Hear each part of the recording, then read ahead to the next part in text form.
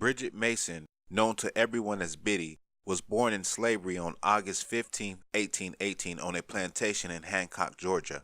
As a child, she was separated from her parents and sold several times, working on plantations in Georgia, Mississippi, and South Carolina. She spent much of her childhood working on John Smithton's plantation in South Carolina, where she assisted the house servants and midwives. During her teenage years, she learned domestic and agricultural skills. Additionally, she developed skills in herbal medicine and midwifery. These skills were passed down from slave women, Caribbean, and Native American traditions. Her knowledge benefited both the slaves and the plantation owners. According to some stories, Smithton gave the 18-year-old Biddy to his cousins Robert Marion Smith and Rebecca Crosby Smith around 1836 as a wedding present. But records are not clear as to why she moved to the Smiths' plantation in Logtown, Mississippi. Also, she was very valuable to the Smiths because of her knowledge of medicine, child care, and livestock care. While on the Smiths' plantation, Biddy had three daughters between 1838 and 1847, Ellen, Anne, and Harriet. The father or fathers of her children are unknown, but some historians believe Robert Smith likely fathered at least one of her children. A 25-year-old slave named Hannah worked with Biddy on the plantation, and like Biddy, Hannah also had three children. The Smiths converted to the Mormon religion, and in 1847, Robert Smith moved his extended family and slaves equaling 90 people in all from Mississippi to Utah territory. There he would help establish a Mormon community in which would become Salt Lake City, Utah.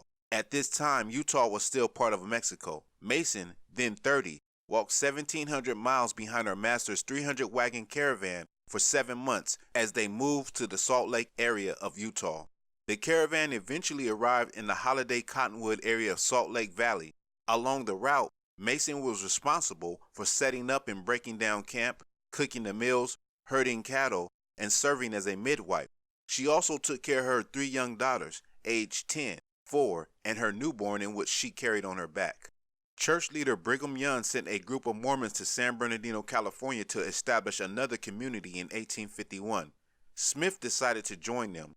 Young instructed the group that California was a free state and that their slaves would be free when they arrived in California, but Smith ignored Young and chose not to free Biddy or Hannah. Biddy was among a large group of slaves in the San Bernardino settlement. She wanted to be free, but was ignorant of the laws and her rights, and over 4 years she had made many friends in the extended community.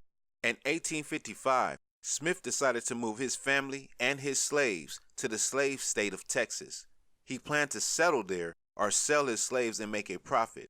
Biddy relayed her fears of remaining a slave to two free black men, Charles Owens and Manuel Pepper, both whom were courting Biddy and Hannah's daughters, and they were determined to help Biddy stay in California. Robert Owens, the father of Charles Owens and a successful businessman, persuaded the county sheriff to prevent Smith from taking his slaves out of the state. The sheriff kept Smith's slaves in the county jail for their protection until their legal status could be determined. Robert Owens filed a petition claiming that Smith was illegally holding his slaves in a free state. The case was heard in the United States District Court of Appeals. Legal counsel for the slaves was financed by the Los Angeles black community. Since California law at the time prohibited blacks from testifying in court, Biddy could not speak on her own behalf, but the judge met with her privately to hear her story. Robert Smith claimed that they were not slaves but members of his family. After Smith failed to appear in court on January 21, 1856, the judge presiding over the case, Benjamin Ignatius Hayes, freed Biddy and her family members. The ruling freed Mason and 13 members of her extended family. In 1860, Mason received a certified copy of the document that guaranteed her freedom. Biddy had no legal last name when she was enslaved, so she took the last name Mason from the mayor of San Bernardino, who was also a Mormon apostle.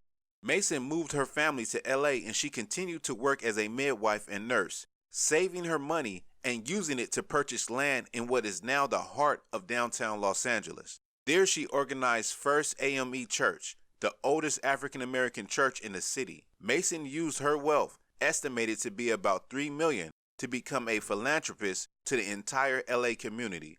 She donated to numerous charities, fed and sheltered the poor, and visited prisoners. Mason was instrumental in founding a Travelers Aid Center, and an elementary school for black children.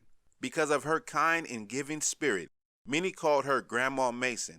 Needy people often lined up in front of her house. One source says she also ran an orphanage in her house.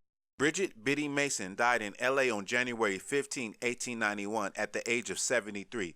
She was buried in an unmarked grave in Evergreen Cemetery in the Boyle Heights area of Los Angeles. On March 27, 1988, the mayor of L.A. and members of the church she founded held a ceremony in which her grave was marked with a tombstone.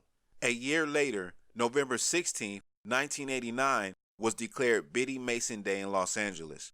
The next day, a new mixed-use building called the Broadway Spring Center was opened on the spot where Mason's homestead once stood. The site includes an 8 by 81-foot memorial wall dedicated to Mason that includes a collage of her original frame house. This is the story of Bridget Biddy Mason.